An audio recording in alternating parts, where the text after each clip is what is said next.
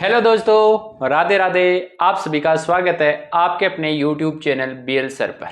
साथियों, first grade के exam बिल्कुल आपके करीब है और आप लोगों के कमेंट्स की कारण आज मैं आप लोगों के लिए 10 मिनट शो में लेके आया हूँ साइकोलॉजी का अधिगम चैप्टर। मात्र 10 मिनट में आप यहाँ से अधिगम का सारा रिवीजन करके जाओगे और ऐसी क्लासें प्राप्त करने के लिए आप लोग इस वीडियो को ज्यादा से ज्यादा शेयर कर दे और चैनल को कर ले सब्सक्राइब। आज की अपनी 10 मिनट की क्लास में अपन अधिगम के चैप्टर को कंप्लीट करने वाले हैं। अपना कौन सा चैप्टर रहने वाला है आज? अधिगम का रहने वाला है। साइकोलॉजी के अंदर अपन यदि बात करें तो अधिगम चैप्टर से 2 से 3 क्वेश्चन देखने को मिलते हैं। चलो शुरू करते हैं। आप लोग ये PDF प्राप्त करने के लिए टेलीग्राम चैनल को भी ज्वाइन कर लें। अधिगम यानी लर्निंग, इसका अर्थ क्या होता है? वास्तव में अधिगम होता क्या है? व्यवहार में होने वाला अपेक्षाकृत स्थायी परिवर्तन अधिगम है। व्यवहार में होने वाला अपेक्षाकृत स्थायी परिवर्तन। वास्तव में ये परिवर्तन स्थायी नहीं होते, अपेक्षाकृत क्या होता है? स्थायी परिवर्तन होता है। नोट में ध्यान रखना, बीमारी, थकान व परिपक्वता से होने वाला परिवर्तन अधिगम नहीं है। कोई व्यक्ति बीमार होता है तो उसमें चिड़चिड़ापन आ जाता है, अन्य कोई परिवर्तन होता है, लेकिन वो अधिगम नहीं है। तो और थकान आती है तो भी परिवर्तन नहीं है, और परिपक्वता आती है, जैसे जैसे आयु बढ़ती है उसके कारण जो क्या हो रहा है, परिवर्तन होता है, ऊंचाई का बढ़ना है, चौड़ाई का बढ़ना है, तो ये अधिगम में नहीं आते हैं। और इसका शाब्दिक अर्थ होता है अधिगम का सीखना। अधिगम का मतलब क्या होता है? सीखना, यानी बच्चा कैसे सीख रहा है। कुछ वैज्ञानिकों की परिभाषा है, जिसमें एक वैज्ञानिक है वुडवर्थ। सीखना विकास की प्रक्रिया एवं अनुभवों में वृद्धि है। वुडवर्थ क्या कहता है कि सीखना एक प्रकार की प्रक्रिया है जिसके द्वारा व्यक्ति विकास करता है, यानी सीखना विकास की प्रक्रिया एवं अनुभवों में वृद्धि है। गेट्स एवं अन्य शिक्षण एवं अनुभव द्वारा व्यवहार में परिवर्तन ही अधिगम है। किसके द्वारा? शिक्षण एवं अनुभव के द्वारा व्यवहार में होने वाला परिवर्तन क्या है? अधिगम है। क्रो एंड क्रो कहता है, दो कागला 3 बात बता रहे अपने को। आदत, ज्ञान एवं अभिवृत्ति का अर्जन ही क्या है? अधिगम है। आदत, ज्ञान और अभिवृत्ति का अर्जन ही क्या होता है? अधिगम होता है। ये कहता है क्रो एंड क्रो। स्किनर कहता है कि व्यवहार में उत्तरोत्तर परिवर्तन क्या है? अधिगम है। स्किनर क्या कहता है? व्यवहार में उत्तरोत्तर परिवर्तन क्या है? अधिगम है। गिलफोर्ड कहता है, गिलफोर्ड यानी गाल पर फोड़ो, व्यवहार के कारण व्यवहार में परिवर्तन क्या कहलाता है? अधिगम कहलाता है। मान लो ये कोई व्यक्ति A है, ये दूसरे व्यक्ति B के क्या मारता है? चाटा रखता है, तो दूसरा वाला इसके रखता है, यानी इसने व्यवहार किया तो इसने दूसरा व्यवहार किया, तो व्यवहार के कारण व्यवहार में होने वाला परिवर्तन क्या कहलाता है? अधिगम कहलाता है। हिलगार्ड कहता है कि नवीन परिस्थितियों में अपने आप को अनुकूलित करना ही क्या है? अधिगम है। हिलगार्ड क्या कहता है? नवीन परिस्थितियों में अपने आप को अनुकूलित करना ही अधिगम कहलाता है। अधिगम की विशेषताएं इंपॉर्टेंट है। यहां से क्वेश्चन आता है कि निम्न में से कौन सा अधिगम का सिद्धांत, अधिगम की विशेषता नहीं है। अधिगम एक सतत प्रक्रिया अर्थात लगातार चलती है। व्यवहार में प्रगतिशील परिवर्तन है, प्रगति करता रहता है, व्यक्ति का व्यवहार बदलता है। सार्वभौमिक प्रक्रिया, हर जगह हर व्यक्ति को होता है, तो सार्वभौमिक प्रक्रिया है। व्यक्तिगत एवं सामाजिक दोनों है, व्यक्तिगत भी है और सामाजिक भी है। सकारात्मक है एवं नकारात्मक दोनों है। सकारात्मक का मतलब होता है कि पॉजिटिव बात भी अपन यही सीखते हैं और नेगेटिव बात भी सीखते हैं, मतलब प्रार्थना सीखते हैं तो गालियां भी सीखते हैं। उद्देश्यपूर्ण प्रक्रिया, बिल्कुल अधिगम एक उद्देश्यपूर्ण होता है, अपना एक उद्देश्य निर्धारित होता है। जैसे आप लोगों का भी फर्स्ट ग्रेड का क्या है? एक उद्देश्य है, तो फर्स्ट ग्रेड को प्राप्त करना अपना उद्देश्य है, तो उस उद्देश्य के कारण अपन अधिगम कर रहे हैं। अधिगम एक प्रक्रिया है, परिणाम या उत्पाद नहीं है। ये विशेष बात ध्यान रखना, उत्पाद नहीं है, क्या है? प्रोसेस है, प्रक्रिया एक प्रकार की, रिजल्ट नहीं है। अपेक्षाकृत स्थायी परिवर्तन, स्थायी परिवर्तन नहीं, ये अपेक्षाकृत स्थायी परिवर्तन है, अपेक्षा रक्षक नहीं, अपेक्षाकृत। वातावरण की उपज है, अनुभवों का संगठन है। अनधिगम भी एक प्रकार से अधिगम होता है और समय लगता है। अधिगम में होने में एक व्यक्ति को क्या होता है? समय लगता है जी। क्लियर है? चलो भाई आगे चलते हैं। अधिगम के प्रमुख सिद्धांत। अधिगम के सिद्धांत से ऐसे मान लो कि क्वेश्चन पूछा ही जाता है, अधिगम के क्वेश्चन पूछना ही है, आप लोग इसको लेकर बिल्कुल तैयार रहे कि अधिगम के सिद्धांत से क्वेश्चन आएगा, कोई इसमें इश्यू ही नहीं है। चलो जी, सबसे पहला है उद्दीपक अनुक्रिया का सिद्धांत, जिसे अपन SR थ्योरी कहते हैं। इसके प्रतिपादक है थॉर्नडाइक, जो एक अमेरिकी मनोवैज्ञानिक थे। इन्होंने खोज की थी 1898 में एनिमल इंटेलिजेंसी में, और उस एनिमल इंटेलिजेंसी के बाद में 1913 में अपनी पुस्तक एजुकेशन साइकोलॉजी में इसे शिक्षा में लागू कर दिया। उद्दीपक अनुक्रिया को सिद्धांत को पहले इसने एनिमल इंटेलिजेंसी यानी पशु मनोविज्ञान के रूप में प्रयोग किया, उसके बाद में इसको किसमें शिक्षा में लागू कर दिया। इसका उपनाम है प्रयास में त्रुटि का सिद्धांत, प्रयास में भूल का सिद्धांत, संबंधवाद का सिद्धांत, संयोजनवाद का सिद्धांत या बंध का सिद्धांत, ये एक के ही नाम है। ठीक है, प्रयोग इसका था भूखी बिल्ली के ऊपर, उद्दीपक था मांस का टुकड़ा को देखकर अनुक्रिया कर रही थी, यानी बिल्ली को भूखी रखा, फिर मांस का टुकड़ा दिखाया तो उसने अनुक्रिया करना प्रारंभ कर दिया। इस अधिगम के नियम है वो थॉर्नडाइक ने दिए, और मुख्य नियम 3 दिए और गौण नियम 5 दिए। अधिगम के जो नियम है वो किसने दिए, अधिगम किस प्रकार से होता है तो थॉर्नडाइक ने दिया। मुख्य नियम 3 बताए और गौण नियम 5 बताए। मुख्य नियम में पहला नियम है तत्परता का नियम, शारीरिक व मानसिक रूप से तैयार होना चाहिए। मतलब व्यक्ति है वो क्या होना चाहिए, तत्पर होना चाहिए, अर्थात शारीरिक रूप से और मानसिक रूप से तैयार होना चाहिए। जैसे घोड़े को तालाब तक ले जाया जा सकता है, घोड़े को तालाब तक ले जाया जा सकता है, लेकिन पानी पीने के लिए बाध्य नहीं किया जा सकता। दूसरा नियम है अभ्यास या श्रम का नियम, अभ्यास या श्रम का नियम, बार बार करके सीखना, इसे उपयोग अनुपयोग का नियम भी कहते हैं। अभ्यास का मतलब व्यक्ति किसी कार्य को बार बार करके सीख सकता है, यानी करत करत अभ्यास के जड़मत होए सुजात है। इसमें भी उपयोग और अनुपयोग का है, जो अपने काम की चीज है उसका तो अपन अभ्यास करते हैं, जो काम की नहीं है उसका अभ्यास नहीं करते। इसका उपयोग होता है आदत निर्माण और लेखन सुधार में। लेखन सुधार के लिए आवश्यक होता है व्यक्ति को अभ्यास से करना और आदतें बनाना है, तो उस आदत को बार बार रिपीट करना पड़ता है, तो वो चीज आदत में आ जाती है। उद्दीपक अनुक्रिया इससे मजबूत हो जाती है। तीसरा नियम है प्रभाव का नियम या परिणाम का नियम या संतोष का नियम। परिणाम अच्छा है या संतोष देने वाला हो तो कार्य जल्दी होता है। यदि अपन कोई काम करते हैं, जैसे मैथ का कोई क्वेश्चन निकालते हैं और अपने आंसर आ जाते हैं, तो अपने को संतोष मिलता है और अपन उस कार्य को बार बार करते हैं, अगला क्वेश्चन निकालते हैं, उससे अगला करते हैं, यानी उसको जल्दी सीख लेते हैं। गौण नियम 5 है, जिसमें बहु प्रतिक्रिया का नियम है, आंशिक क्रिया का नियम है, मनोवर्ती का नियम है, आत्मीकरण का नियम है और शास्त्रीय परिवर्तन का नियम है। विशेष स्किनर का अधिगम सिद्धांत इसी पर आधारित है। स्किनर ने जो अपना सिद्धांत दिया था वो किस पर आधारित है, इस प्रभाव परिणाम या संतोष के नियम पर आधारित है, प्रभाव के नियम। उसके बाद में इसका शैक्षिक महत्व है, अनुभव से लाभ उठाना, निरंतर प्रयास पर बल देना, अभ्यास की क्रिया पर आधारित करके सीखना, असफलता से सफलता प्राप्त करना, आत्मविश्वास में आदत का निर्माण करना, छोटे बालकों को सीखने में उपयोगी होता है, क्योंकि छोटे बालक अभ्यास से ज्यादा सीखते हैं। क्लियर है? चलो भाई नेक्स्ट, अनुकूलित अनुक्रिया का सिद्धांत। इसके प्रवर्तक है IP पावलोव ने यह सिद्धांत 1904 में दिया था। यह मूल रूप से रूसी शरीर वैज्ञानिक थे। 1904 में इनको पाचन क्रिया के लिए नोबेल पुरस्कार मिला था। किसके लिए? पाचन क्रिया के लिए।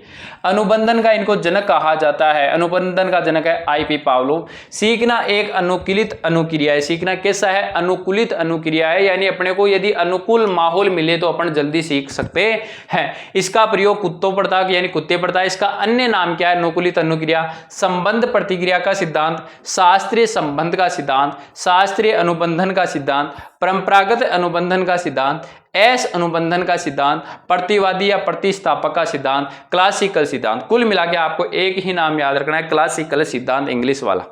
इसने 3 बार प्रयोग किया। पूर्व में इसने भोजन दिया और व्यक्ति को क्या हुई? व्यक्ति को क्या मतलब उस कुत्ते के लार आई। मतलब पहले भोजन दिखाने से लार आई है, मतलब अनकंडीशनल स्टिमुलस है, उससे लार आ रही है, अनकंडीशनल रेस्पॉन्स हो रहा है। फिर प्रयोग के दौरान इन्होंने क्या किया? पहले घंटी बजाता, 2-4 सेकंड के बाद में उसको खाना देता। मतलब घंटी बजाने के बाद में भोजन देता। तो घंटी क्या है? कंडीशनल स्टिमुलस है, CS है, और उससे क्या हुआ? भोजन दिया, UCS। अब की बार जो लार आ रही है इस भोजन के कारण आ रही है, ना कि घंटी के कारण। तो लार आई है, मतलब ये UCR है। लेकिन ऐसा बार बार करने से कुत्ते को ऐसा बैठ गया कि जैसे ही क्या होगा, घंटी बजेगी तो मेरे क्या आ जाएगा? भोजन मिल जाएगा। अगली बार इसने घंटी बजाई और घंटी के साथ ही उसके लार आ गई, मतलब CS से CR आ गया, मतलब उसको अनुकूलित हो गया। जैसे अपन जब मैं पढ़ाता हूं तो भी बच्चों के सामने, जैसे मेरा रोज का आदत है कि मैं जिस टाइम पे जाता हूं 4th पीरियड लेने के लिए, तो उसी समय क्या होता है कि जैसे ही 4th पीरियड लगता है बच्चों के माइंड में बैठ जाता है कि अब सर आने वाले हैं। तो जैसे ही मैं डेली मतलब एक दिन डंडा लेना जाना शुरू कर दिया, पिटाई शुरू कर दी, जैसे ही अब बच्चे डंडे को देखते हैं तो वो क्या हो जाते हैं कि हाँ आज हमारी पिटाई होगी ही होगी। इसका मतलब यहां अनुबंधन के प्रकार टाइप्स है सहकालिक, विलंबित, अवशेष और पक्षगामी। यह अभी लेबस स्टैंड में पूछ भी लिया गया था। सहकालिक का मतलब होता है साथ साथ, यानी घंटी में और भोजन में कोई अंतर नहीं होना चाहिए। 7:10:15 पे घंटी बजी, 7:10:15 पे भोजन दिया, सहकालिक मतलब साथ साथ हो गया। विलंबित का मतलब 7:10 पे घंटी बजी और 7:10:15 पे भोजन, ज्यादा टाइम में भी अंतर नहीं होना चाहिए, कई घंटे बाद में करो। उसके बाद में अवशेष या चिन्ह 7:05:10 पे घंटी बजी, 7:10:15 पे क्या हुआ भोजन मिल गया। पक्षगामी में उल्टे क्रम में हो गया, मतलब 7:10:15 पे भोजन और 7:05:10 पे घंटी, मतलब यहां देखो मिनट में चेंज हो गया। और पक्षगामी का मतलब होता है पहले भोजन देते हैं बाद में घंटी बजाई, बाद में घंटी कितनी बजाओ पहले भोजन मिल जाए। तो नियम व संप्रदाय क्या है, ये उत्तेजना का नियम दिया कि बार बार घंटी बजाने पर लार का टपकना।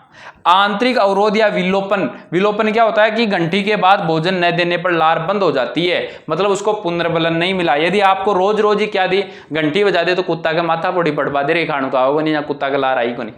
उद्दीपक सामान्यीकरण है, उद्दीपक क्या होता है सामान्यीकरण, यानी मिलते जुलते उद्दीपक के प्रतिक्रिया दर्शाना।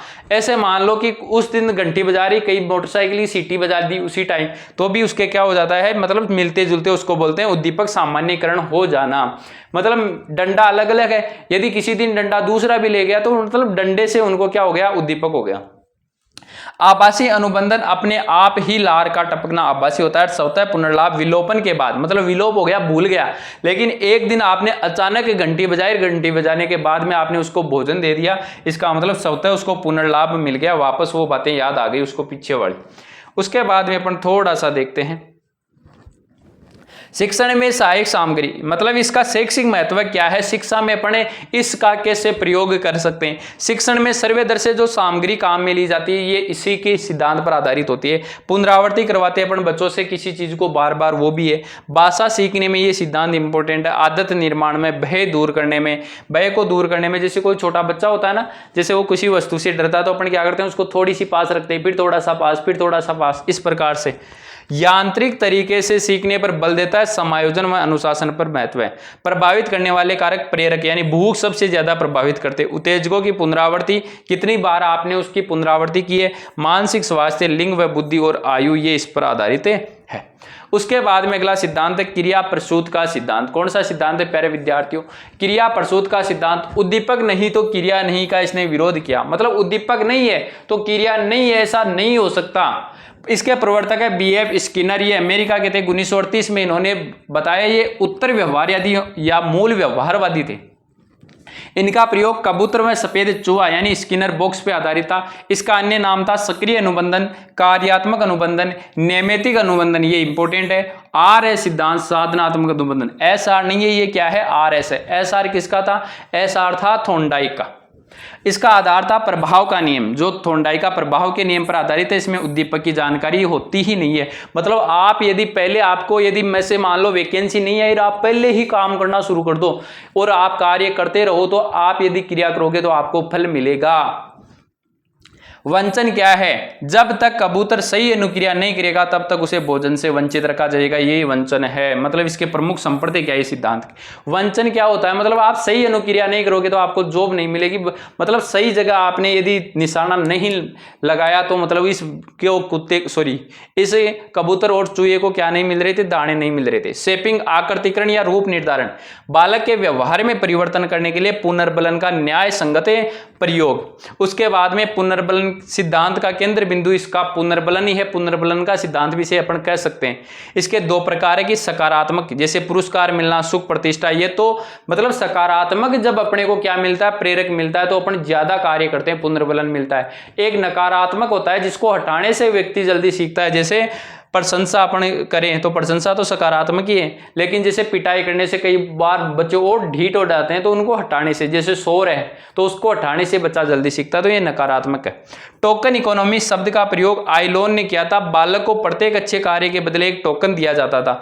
मतलब कि आप सही करोगे तो आपको एक टोकन दे दिया जाएगा, आप सही काम करोगे एक टोकन दे दिया जाएगा। टोकन देते देते यदि आपके पास में 10 टोकन ऐसे मान लो हो जाएंगे, तो उनके बदले आपको कभी होटल में खाना खिलाया जाएगा, किसी अच्छे मतलब खेल के मैदान में लेके जाएगा। इस प्रकार से बच्चे को निर्धारित कर दिया जाता है, तो वो क्या करता है कि उस टोकन को प्राप्त करने की इच्छा रखता है।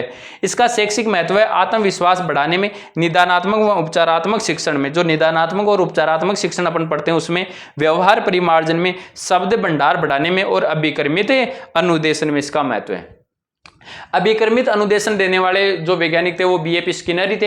तो B.F. स्किनर ने 1954 में इसका प्रतिपादन किया। ये अमेरिकी विषय वस्तु को छोटे छोटे टुकड़ों यानी फ्रेमों में देना चाहिए। जब कोई सामग्री बहुत बड़ी होती है तो बच्चे उसे सीख नहीं पाते, तो उसे छोटे छोटे टुकड़ों में करके दे तो बच्चे आसानी से सीख पाते हैं। इसके 3 पद है, पहले उद्दीपक, फिर अनुक्रिया, फिर पुनर्बलन। सिद्धांत लघु पदों का सिद्धांत 5 है, बाह्य अनुक्रिया का सिद्धांत, शीघ्र पृष्ठपोषण का सिद्धांत और स्वगति का सिद्धांत और स्वमूल्यांकन का सिद्धांत। ये इसके क्या है सिद्धांत है। क्वेश्चन पूछा हुआ भी है विक्रमित अनुदेशन में क्या नहीं होता। 4 प्रकार का होता है विक्रमित, रेखीय, शाकीय, अवरोह या मैथमेटिक्स या कंप्यूटर आधारित। रेखीय दिया था B.F. स्किनर ने 1954 में। छोटे छोटे फ्रेम एक ही मार्ग का अनुसरण करते हुए दिए जाते हैं। शाकीय मतलब शाखाओं में बांट के दिया जाता। नॉर्मन एक क्राउडर है इसके, क्राउडर और 1960 में दिया। अवरोह या मैथमेटिक्स थॉमस गिलपर्ट ने 1962 में दिया और कंप्यूटर आधारित लॉरेंस स्ट्रोलो ने 1965 में दिया था। परबलन का सिद्धांत यानी रेनफोर्समेंट थ्योरी, इसके प्रतिपादक है C.L. अमेरिकी वैज्ञानिक। 1915 में इन्होंने अपना ये सिद्धांत दिया। इसका पुस्तक है व्यवहार का सिद्धांत। अन्य नाम है गणितीय निगमन का सिद्धांत, आत्म संशोधन का सिद्धांत, आवश्यकता आकलन का सिद्धांत। इसका आधार था 17 नियमों व 133 प्रमेय पर आधारित है। ये थॉर्नडाइक व पावलोव के सिद्धांत पर भी आधारित यही सिद्धांत है। सीखना आवश्यकता की पूर्ति के द्वारा होता है। मतलब सीखने का मतलब होता है कि अपने की जो आवश्यकता थी उसकी पूर्ति हो गई तो अपना सीखना सही हो गया।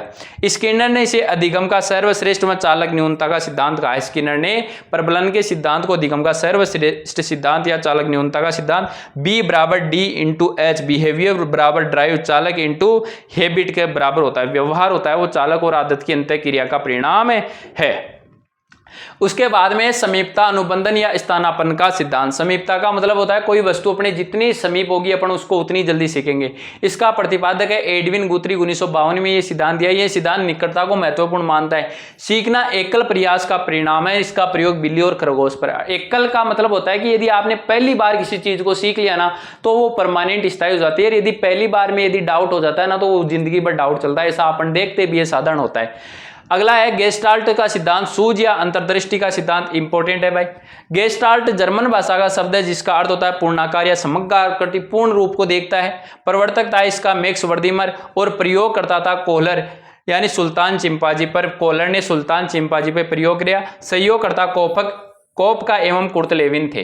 प्रवर्तक था मैक्स वर्दाइमर, प्रयोग करने वाला था कोहलर। किस पे प्रयोग किया? सुल्तान चिंपांजी पर। सहयोग करता कोपका एवं कुर्तलेविन। इसका प्रयोग चिंपांजी कमरे में बंद करता है, छत पर केले लटका देता है, सूज का प्रयोग करके बॉक्स पर चढ़कर केले प्राप्त कर लेता है। मतलब व्यक्ति को सूज से कोई भी कार्य करता है। अपन कहते हैं थोड़ा टाइम लगेगा, थोड़ा सा मैं देख रहा हूं इसको कैसे हैंडल करना है। इसके नियम है संरचनात्मकता का नियम, समानता का नियम, समीपता का नियम और सरलता का नियम। शैक्षिक महत्व है पाठ योजना का सर्वप्रथम विचार। जो पाठ योजना बनाई जाती है ना उसका नियम ये B.Ed में आपने सीखा होगा। पाठ्यक्रम निर्माण यहीं से होता है। पूर्ण से अंश की ओर शिक्षण सूत्र चलता है वो। और गणित व भौतिक शास्त्र में अनुसंधान एवं समस्या समाधान में, क्योंकि गणित के क्वेश्चन को देखते अपने माइंड में लाना होता है कि इसका किस प्रकार से हल निकाल सकते हैं। अगला है सामाजिक अधिगम का सिद्धांत। इसके प्रतिपादक है अल्बर्ट बांडुरा, कनाडा, 1977 में। अन्य नाम था प्रत्यक्ष अधिगम का सिद्धांत, सामाजिक संज्ञानात्मक का सिद्धांत, प्रेक्षण अधिगम का सिद्धांत, इसे मॉडलिंग थ्योरी करते हैं। प्रतिरूपण का सिद्धांत अवलोकात्मक अधिगम कहता है। इसका जो प्रयोग था वो अल्बर्ट बांडुरा का वो बेबी डॉल या गुड़िया पर, जोकर पर और बालक पर था। बालक अनुकरण से सीखता है। इसके 4 सोपान है। ये बहुत इंपॉर्टेंट है भाई। इसके कितने सोपान होते हैं प्यारे विद्यार्थियों? इसके 4 सोपान होते हैं जिसमें अवलोकन, अवधान या ध्यान होता है पहला, दूसरा होता है धारण, तीसरा होता है पुनः प्रस्तुतिकरण और चौथा होता है पुनर्बलन या अभिप्रेरणा। उसके बाद में क्षेत्रीय सिद्धांत, जिसे तलरूप या टोपोलॉजी सिद्धांत भी कहते हैं, इसके प्रतिपादक कुर्ट लेविन था। 1917 में कुर्ट लेविन जर्मनी के वैज्ञानिक थे। इसका अधिगम व्यक्ति व वातावरण की अंतःक्रिया का प्रतिरूप है। कि अधिगम क्या है? व्यक्ति व वातावरण की अंतःक्रिया का प्रतिरूप है। सदिश, व्यक्ति की शक्ति जो उसे लक्ष्य के पास या दूर ले जाती है, सदिश कहलाती है। यानी लक्ष्य, व्यक्ति की शक्ति जो लक्ष्य को पास लेके जा रही है या दूर, उसको सदिश। कर्षण, वातावरण में उपस्थित लक्ष्य जो व्यक्ति को आकर्षित या प्रतिकर्षित, वातावरण में उपस्थित कोई लक्ष्य जो व्यक्ति को आकर्षित करता है या प्रतिकर्षित, वो क्या है? कर्षण है। चिन्ह अधिगम का सिद्धांत या अव्यक्त अधिगम का सिद्धांत के प्रतिपादक एडवर्ड टोलमैन 1932 है। इनका प्रयोग चुहा पर था। लक्ष्य प्राप्ति में संकेतों का महत्वपूर्ण स्थान है। लक्ष्य प्राप्ति में रास्ते महत्वपूर्ण है, अनुक्रियाएं नहीं। अनुक्रिया तो अपन करना ही है, वो तो करना है, लेकिन मेन काम है कि रास्ता कैसा चूज करते हैं। यदि अपन अनुक्रिया तो कर रहे हैं, चल रहे हैं, लेकिन रास्ता सही नहीं है तो अपन अपने लक्ष्य पर नहीं पहुंच सकते। वैसे ही आपने फर्स्ट ग्रेड की तैयारी कहां से की, कैसे की, लेकिन आपने सही रास्ते से सही चीजों का चुनाव किया है, मतलब आपका रास्ता इंपॉर्टेंट है। अनुक्रिया नहीं कि आपने पढ़ाई तो सभी कर रहे हैं, लेकिन जिसकी रास्ता सही था, जिसका चयन सही होता है, उसी का क्या होता है? सिलेक्शन होता है। वैयक्तिक निर्मितवाद के प्रतिपादक जीन पियाजे को माना जाता है। परिचय की बात करें, जीव वैज्ञानिक थे, स्विट्जरलैंड के थे। इनकी बुक थी बाल चिंतन की भाषा 1923 में। इसका प्रयोग अपने बच्चे लॉरेंट, ल्यूसिन और जैकलिन के ऊपर था। बालक वातावरण के साथ संबंध बनाते हुए अपनी समझ का विकास करता है। संज्ञानात्मक विकास असतत होता है। सारे के सारे विकास सतत होते हैं, लेकिन संज्ञानात्मक विकास कैसा होता है? असतत होता है। स्कीमा, एक शब्द दिया इसने, स्कीमा, सूचनाओं की संगठित संरचना है। व्यक्ति या वस्तु के साथ व्यवहार करने का एक तरीका है। उद्दीपक की पहचान करते हैं और विचार बदलते हैं। स्कीमा संशोधन योग्य है। स्कीमा का मतलब किसी वस्तु के प्रति अपना नजरिया कैसा, उसी को बोलते हैं अपन स्कीमा। अनुकूलन, एडोप्टेशन, एक जन्मजात प्रक्रिया है जिसके द्वारा व्यक्ति वातावरण के साथ क्रिया में प्रतिक्रिया द्वारा समायोजन स्थापित करता है। क्या करता है? समायोजन स्थापित करता है। मतलब क्या करता है कि जैसे कोई बालक है, वो क्या करता है? किसी चीज को देखता है, ठीक है, और धीरे धीरे उस चीज के दूसरे चीज को देख के उससे कंपेयर करता है, उसको बोलते हैं अपन क्या? अनुकूलन। उसके 3 रूप होते हैं, जिसमें एक होता है आत्मीकरण, एक होता है साम्य धारण संतुलन, और एक होता है स्मंजन या समायोजन। मतलब इसमें पहला है कौन? आत्मीकरण। आत्मीकरण क्या है? पहले से मौजूद ज्ञान में नवीन ज्ञान को जोड़ लेना, क्या कहलाता है? आत्मीकरण। अपने को पहले कोई ज्ञान था, उसमें अपन ने कोई नया ज्ञान जोड़ लिया, उसी को अपन क्या बोलते हैं? आत्मीकरण बोलते हैं। साम्य धारण यानी संतुलन करने का होता है फिर उनमें दोनों में। और स्मंजन या समायोजन पूर्व ज्ञान में आंशिक परिवर्तन करते हुए नवीन स्कीमा विकसित कर लेते। सर ये क्या था? हमें समझ में नहीं आया। देखो प्यारे विद्यार्थियों, इस चीज को समझाता हूं मैं एक बार आपको। देखो सबसे पहले, थोड़ा टाइम तो वेस्ट एक्स्ट्रा हो रहा है, लेकिन कोई बात नहीं, दिगम थोड़ा बड़ा है। एक शब्द होता है सबसे पहले स्कीमा। स्कीमा का मतलब होता है कोई वस्तु है, उसके प्रति अपना नजरिया, वस्तु के प्रति नजरिया, वस्तु के प्रति नजरिया। सर ऐसा कैसे? फिर हो जाता है एक अनुकूलन, अनुकूलन, एक हो जाता है आत्मीकरण, और एक हो जाता है समायोजन। सर ये क्या सिस्टम है? हमें समझ में नहीं आता आज तक।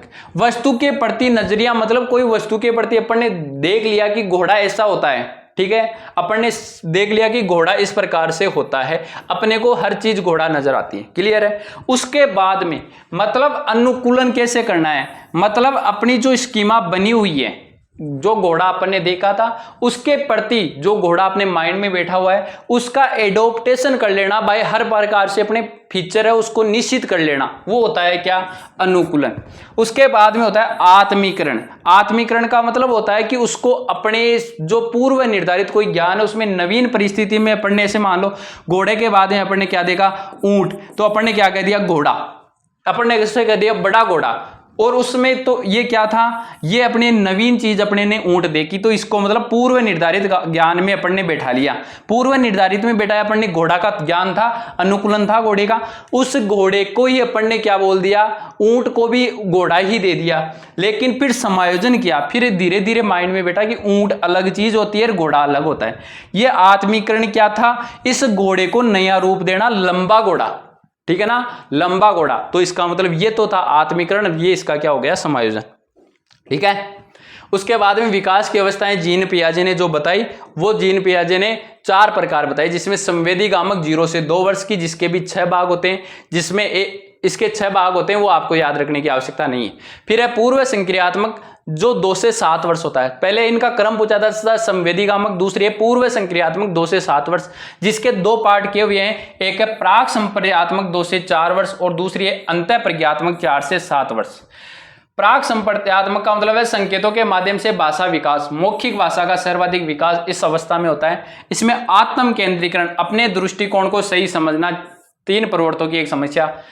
अहम भाव होता है, कोई वस्तु उसका पीछा कर रही है, अहम भाव होता है। सजीवाद, प्रत्येक गतिशील वस्तु को सजीव कहता है। केंद्रीकरण का भाव, वस्तु के एक ही पक्ष को देखना, 9 गोलियों का इसमें प्रयोग किया गया था। मतलब सर ये है क्या? आत्म केंद्रीकरण का मतलब होता है कि बच्चा ऐसे समझता है कि मैं ही सब कुछ हूं, मैं ही सब कुछ जानता हूं, मेरे में सब कुछ दृष्टिकोण है। अहम भाव का मतलब होता है कि कोई वस्तु उसका पीछा कर रही है, जैसे छोटे बच्चे होते हैं ना, अपन दौड़ते हैं कि सूर्य मेरे साथ चल रहा है, चंद्रमा मेरे साथ चल रहा है, तो ये था अहम भाव। सजीववाद का मतलब कि प्रत्येक जो भी वस्तु है वो सजीव है, कोई भी वस्तु गति करती है तो मतलब वो क्या है? सजीव है। केंद्रीकरण का भाव, वस्तु के एक ही पक्ष को देखना, जैसे उसकी लंबाई को देखना, ऐसे नहीं उसका चौड़ाई का पार्ट नहीं है, तो ये केंद्रीकरण। फिर है अंतः प्रज्ञात्मक 4 से 7 वर्ष, सहज विचार प्रारंभ, साधारण मानसिक क्रियाएं, अनपलटन का गुण, वर्गीकरण का इसमें अभाव होता है। फिर है तीसरी मूर्त संक्रियात्मक अवस्था 4 से 7 वर्ष तक, ठोस अवस्था भी इसे कहते हैं। ध्यान रखना, मूर्त वस्तु आधारित तार्किक चिंतन प्रारंभ होता है, वस्तु यदि सामने है तो। विकेंद्रीकरण का यहाँ विकास हो जाता है, अब एक वस्तु को न देखकर उसके लंबाई चौड़ाई दोनों पक्ष को देखना प्रारंभ कर देता है। और पलटन का गुण का विकसित। औपचारिक, अनौपचारिक संक्रियात्मक नहीं होता है, औपचारिक होता है 11 से 15 वर्ष। मानसिक संपर्तियों का विकास, अब सारी योजनाबद्ध और अमूर्त चिंतन प्रारंभ होता है। भाषा संप्रेषण की योग्यता, कल्पना और संप्रति का विकास। फिर आधुनिक संज्ञानात्मक का सिद्धांत डेविड आसुबेल ने 4 प्रकार के बताया। रटकर सीखना, अर्थपूर्ण सीखना, अभिग्रहण सीखना, जैसा दिया वैसा सीखना और खोजपूर्ण अन्वेषण सीखना, स्वयं खोज कर सीखना। सबसे अच्छा है खोजपूर्ण यानी अन्वेषण सीखना। रटकर सीखना मतलब जैसा बताया उसको रट लिया। अर्थपूर्ण सीखने का मतलब थोड़ा सा उसको अर्थ को समझ के सीख लिया। अभिग्रहण सीखना, जैसा देता है वैसा का वैसा रट देता है। और खोजपूर्ण यानी नए अपने माइंड से कुछ करता है। उसके बाद में सामाजिक निर्मितवाद लेव वाइगोत्स्की ने दिया था। ये रूस के वैज्ञानिक थे, इनकी बुक का नाम है चिंतन और भाषा। ज्ञान के निर्माण में समाज और संस्कृति की भूमिका महत्वपूर्ण है। इन्होंने कहा कि बच्चा जब सीखता है तो उसका समाज कैसा, उसके आसपास का जो नॉलेज है, संस्कृति कैसी है, वो उसी चीज को सीखता है। और अपन भी मानते हैं, यदि अपन मारवाड़ी में है तो मारवाड़ी सीखेंगे, हिंदी नहीं सीख सकते, ठीक है ना, चाहे अपन कितनी इंग्लिश मीडियम में डाल दो। विकास के 3 स्तर बताएं। वास्तविक विकास, जेड-पीडी समीपस्थ और पीडी संभाव्य। वास्तविक विकास का मतलब बिना किसी के सहायता से बच्चा कार्य कर लेता है, उसका मतलब वास्तविक विकास है। जेड-पीडी यानी ये पाड या पाटा भी इसको अपन बोल देते हैं। नजदीकी लोगों की सहायता लेना यानी परिवार या विद्यालय, इसको बोलते हैं जेड-पीडी, यानी अपने किसी दोस्त का सहयोग ले लिया, शिक्षक का सहयोग ले लिया, पिताजी का ले लिया। पीडी संभाव्य, विशेष योग्य में दक्ष लोगों की सहायता से, मतलब यूट्यूब पे सर्च करके सीख रहा है, इसका मतलब ये पीडी है। इसमें 3 प्रमुख संप्रति आते हैं, जैसे एमकेओ, मोर नॉलेजेबल अदर, बच्चा जिनकी सहायता लेता है उनको एमकेओ कहा गया, मतलब उनमें ज्यादा ज्ञान है। उदाहरण जैसे साइकिल चलाना सीखना। स्केप होल्डिंग ढांचा या पार्ट, सहायता प्रदान करने की एक तकनीक है, जैसे शिक्षक बच्चों को अल्पकालीन सहायता प्रदान करता है, थोड़ा सा सहारा दे दिया, जहां टकरा है वहां थोड़ा सा बता दिया, इसको बोलते हैं स्केप होल्डिंग। मैं सबसे ज्यादा मैथ पढ़ाता हूं तो इसी प्रक्रिया का प्रयोग करता हूं, बीच बीच में बच्चों को बता देता हूं। पारस्परिक शिक्षण सहयोगी अधिगम, एक शिक्षक में बहुत सारे छात्र मिलकर समस्याओं का समाधान करते हैं। तुलनात्मक अध्ययन, पियाजे और वाइगोत्स्की में क्या क्या डिफरेंस है। विकास से अधिगम होता है, पियाजे तो क्या कहता है, पियाजे तो कहता है कि बच्चे को विकास से अधिगम होता है, जबकि वाइगोत्स्की कहता है अधिगम होने से विकास होता है। पियाजे कहता है परिपक्वता को महत्वपूर्ण मानता है, ये परिपक्वता को नहीं मानता, समाज को मानता है।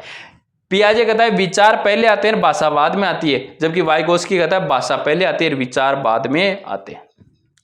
फिर है तृतीय निर्मितवाद, जेरोम ब्रूनर, विकास की किसी भी अवस्थाओं में बालक को कुछ भी सिखाया जा सकता है, और इसने संज्ञानात्मक विकास की 3 अवस्थाएं बताई। विधि निर्माण, क्रियात्मक इनेक्टिव 0 से 2 वर्ष, गामक क्रियाओं के माध्यम से ज्ञान पकड़ना, जैसे पकड़ना, फेंकना, चलना, इस प्रकार की क्रियाएं, ये है इनेक्टिव। फिर है मूर्त प्रतिनिधात्मक या प्रतिमात्मक, आइकॉनिक स्टेज 4 से 8 वर्ष में वास्तविकता की अवस्था होता है, प्रत्यक्षीकरण द्वारा अधिगम होता है। फिर है प्रतीकात्मक सिंबॉलिक 8 से 13 वर्ष, श्रेष्ठ अवस्था मानी गई, अनुभवों को संकेतों के माध्यम से व्यक्त करता है। अवधारणात्मक मानचित्रण प्रस्तुत करने वाले थे जोसेफ नोवेक, विषय वस्तु रेखा चित्र के माध्यम से प्रदर्शन की जाती है ऐसे टुकड़ों में, जैसे मैं कर रहा हूं, तो इसका मतलब ये अवधारणात्मक मानचित्रण होते हैं, जोसेफ नोवेक ने दिया। अनुभवजन्य अधिगम है, ये कार्ल रोज रोजर्स ने दिया अर्जित ज्ञान का उपयोग किया जाता है। फिर है रॉबर्ट एम गेने का अधिगम का 8 प्रकार से बताया था। इन्होंने सबसे पहला बताया संकेत अधिगम, जो सबसे निम्न स्तर का अधिगम होता है। उसके बाद में 2 नंबर पर उद्दीपक अनुक्रिया, 3 नंबर पे श्रृंखला, 4 नंबर पे शाब्दिक साहचर्य, 5 पर बहुविभेदन, 6 पर संप्रति, 7 पर सिद्धांत और 8 पे समस्या समाधान। और समस्या समाधान क्या होता है? सबसे उच्च होता है और सर्वश्रेष्ठ होता है अधिगम। ठीक है, नेक्स्ट की बात करें, अब है थोड़ा सा एक नया चैप्टर अधिगम में, अधिगम स्थानांतरण, ट्रांसफर ऑफ लर्निंग। ये देने वाले थे सोरेनसन। परिभाषा है एक परिस्थिति में अर्जित ज्ञान अनुभवों को दूसरी स्थिति में प्रयोग करना। कोई व्यक्ति है, उसको पहली स्थिति में जो ज्ञान हुआ है उसको किसी अन्य परिस्थिति में अपने काम में ले ले, उसी को क्या बोलते हैं? अधिगम स्थानांतरण।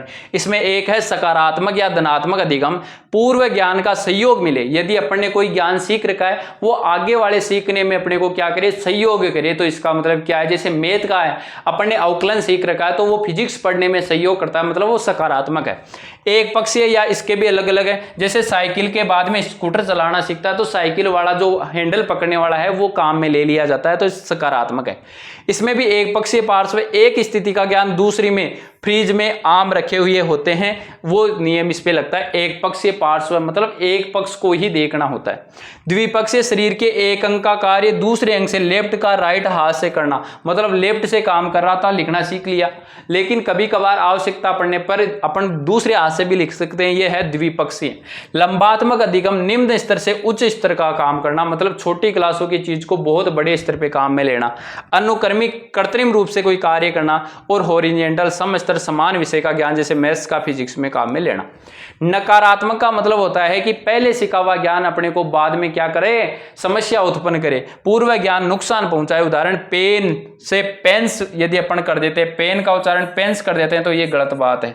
सॉरी, पेन से पेंस तो सही है, पेन का उच्चारण पेंस अपन ने सीख रखा है। कभी अपन को क्या करवाया? माउस का क्या अपन ने माउसेज कर दिया तो वो गलत हो जाता है। तो ये कैसा है? नकारात्मक। शून्य, पूर्व ज्ञान का नवीन ज्ञान पर कोई प्रभाव नहीं पड़े। जैसे कबीर का दोहा याद करने के बाद में रहीम का दोहा याद करे तो कोई समस्या नहीं आती है। फिर अधिगम के पठार या वक्कर, ये गेट्समैन ने बताया कि सीखने की मात्रा, गति व उन्नति को व्यक्त करते हैं। इसको यदि अपन देखें तो ये होता है नकारात्मक। एक मिनट प्यारे बच्चों, नकारात्मक इसको उन्नतोदर बोलते हैं। प्रारंभ में तेज होता है, बाद में क्या हो जाता है? धीमा हो जाता है। पहले तेज गति से फिर धीमा व्यक्ति सीखता है। सकारात्मक या नत्तोदर, ये प्रारंभ में धीरे होता है, बाद में तेज होता है, नति परिवर्तन नत्तोदर। उसके बाद में मिश्रित, प्रारंभ में धीमा, तेज, फिर अंत में धीमा, फिर तेज हुआ, फिर वापस धीमा हुआ, ऐसा करके भी बोलते हैं इसे। और सरल रेखीय सीखने की मात्रा एक समान रहती है, इसको बोलते हैं सरल। ये ध्यान रखना, यहाँ से पूछ लेते हैं। उसके बाद में अधिगम असमर्थता, अधिगम असमर्थता, लर्निंग डिसेबिलिटी। परिचय शब्द का प्रयोग किसने किया था? भाई सैमुअल क्रिक ने शब्द का प्रयोग किया। प्रकृति होती है आंतरिक, संबंध केंद्रीय तंत्रिका तंत्र से होता है, हस्त कौशल का अभाव होता है, स्थायी स्वरूप होता है, शैक्षिक उपलब्धि निम्न होते हैं। इसमें एक होती है पठन विकृति, यानी पढ़ने से संबंधित विकृति को बोलते हैं पठन विकृति। इसमें डिसलेक्सिया, एलेक्सिया, हाइपरलेक्सिया। शब्दों को पढ़ नहीं पाता, अधूरा या उल्टा पढ़ना होता है, वो डिसलेक्सिया। एलेक्सिया है पढ़ने और लिखने की शक्ति ही विलुप्त हो जाती है, एलेक्सिया। हाइपरलेक्सिया, श्याम पट पर लिखी लाइनों को नहीं पढ़ पाता है, वो है हाइपरलेक्सिया। पठन विकृति याद रख लेना आप तो। लेखन विकृति मतलब लिखने से संबंधित, ये सारी में नीचे एक मात्रा आएगी, डिसग्राफिया, डिस्प्रेक्सिया, अप्रेक्सिया, अग्रेफिया, ये सारी की सारी लेखन विकृति है। गणितीय विकृति, गणित का काम नहीं कर पाते, डिसकैलकुलिया मतलब कैलकुलेशन सही नहीं होता।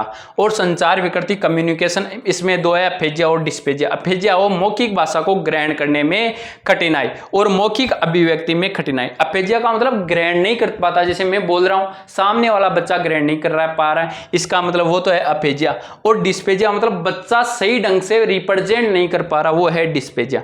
डिमेंशिया, स्मरण और शक्ति का कमजोर हो जाना, डिमेंशिया कहलाता है। एडीएचडी, अवधा न्यूनता, अतिविक्रिया, विकार, ध्यान केंद्रित नहीं रख पाता है, ये क्या है भाई? ADHD। अधिगम को प्रभावित करने वाले कारक, ये अधिगम को प्रभावित कौन कौन से कारक करते हैं जिससे बच्चा अधिगम नहीं कर पाता? अभिप्रेरणा, अभिप्रेरणा से बालक अच्छे से सीख पाता है, आयु अच्छी हो जाती है, बुद्धि, परिपक्वता, अभ्यास, वातावरण, सीखने की विधि कैसी है, प्रस्तुतिकरण कैसा है, अनुभव कैसा है, समय सारणी क्या रह रही है, भाषा शैली कैसी है, विषय वस्तु का आकार कैसा है। मतलब बड़ी आकार के बच्चे को नहीं सीख सीख पाते, छोटे में 2। इसका मतलब विषय वस्तु का आकार सीखने में इंपॉर्टेंट है। भाषा शैली, पढ़ाने वाला यदि इंग्लिश ही इंग्लिश में पढ़ाए, हिंदी पढ़ाए नहीं तो बच्चे को समझ में क्या आएगा, इसलिए तो कहा गया है मातृभाषा में पढ़ाया जाए। समय सारणी, यदि मैथ का पीरियड सबसे लास्ट में आ रहा है तो बच्चे नहीं सीख पाते। कहा गया है कि इंग्लिश और मैथमेटिक्स के सब्जेक्ट हमेशा पहले और दूसरे ही होने चाहिए। और अनुभव, यदि बच्चे को अनुभव कितना है उसके आधार पर भी डिपेंड करता है। प्रस्तुतिकरण, सामने वाला कैसे चीजों को रिप्रेजेंट कर रहा है, प्रस्तुत कैसे कर रहा है, सर्वदर्शी सामग्री का उपयोग ले रहा है या नहीं ले रहा है, तो ये भी इसका सीखने की विधि है। और सिखाने की भी विधि, बच्चे की सीखने की विधि क्या है, सामना सिखाने वाला कौन सी विधि काम में ले रहा है, ये भी डिपेंड करेगा। मोटिवेशन, अभिप्रेरणा करती है। आयु, जैसे मैं 2 वर्ष का बच्चा है और उसको मैं समाकलन सिखाऊं, सीख जाएगा क्या? समाकलन 11वीं क्लास में सीखेगा, 11वीं में सीखेगा, 12वीं में सीखेगा, वहां जाके सीख सकता है। अब अपन 6ठी 7वीं में बच्चे को समाकलन सिखाए, साइन थीटा कोस थीटा, नहीं सीख पाता, क्योंकि आयु और बुद्धि के अनुसार सीखा जा सकता है। परिपक्वता से बच्चा अपने आप सीख लेता है, इसलिए ही तो कहा जाता है 5 साल से छोटे उम्र के बच्चे को स्कूल मत भेजो। लेकिन फिर भी बच्चे 2.5 3 साल के को भेज देते, वो कहां से अधिगम करेगा? वो रट लेगा, लेकिन उसे वास्तव में अधिगम नहीं होगा। और अभ्यास, बार बार अभ्यास करके अपन किसी भी कठिन से कठिन वस्तु को सीख सकते हैं। शुरू में अपन को साइकोलॉजी इतनी बुरी लगती थी, मुझे भी लगती थी, आज वही साइकोलॉजी इतनी इंटरेस्ट लगती है कि यार क्या चीज है, ये किससे हुआ है? अभ्यास से हुआ है। और उसके बाद में वातावरण, आसपास यदि वातावरण अच्छा है तो बच्चा अच्छे से सीख पाएगा। उसका खान पान अच्छा है और वातावरण अच्छा नहीं होता तो बच्चा सीख नहीं पाता है। ये था भाई अपना अधिगम वाला चैप्टर। मैंने पूरा कुछ भी नहीं छोड़ा इस अधिगम के चैप्टर में से। मान लो, हालांकि सोचा था भाई कम पढ़ाएंगे, लेकिन उसके बाद में माइंड में ऐसे आया कि कुछ चीज़ों को छोड़ने से क्या है मतलब 10 मिनट के बजाय आधे घंटा लग जाएगा। लेकिन अधिगम चैप्टर जिसमें लगभग 15 से 20 दिन लगते हैं, उसको मैंने आपको शॉर्ट के रूप में प्रस्तुत कर दिया है। इसको 2 या 3 बार देख लेना, आप तो डबल स्पीड में भी देख लेना, आपका क्वेश्चन गलत नहीं होगा।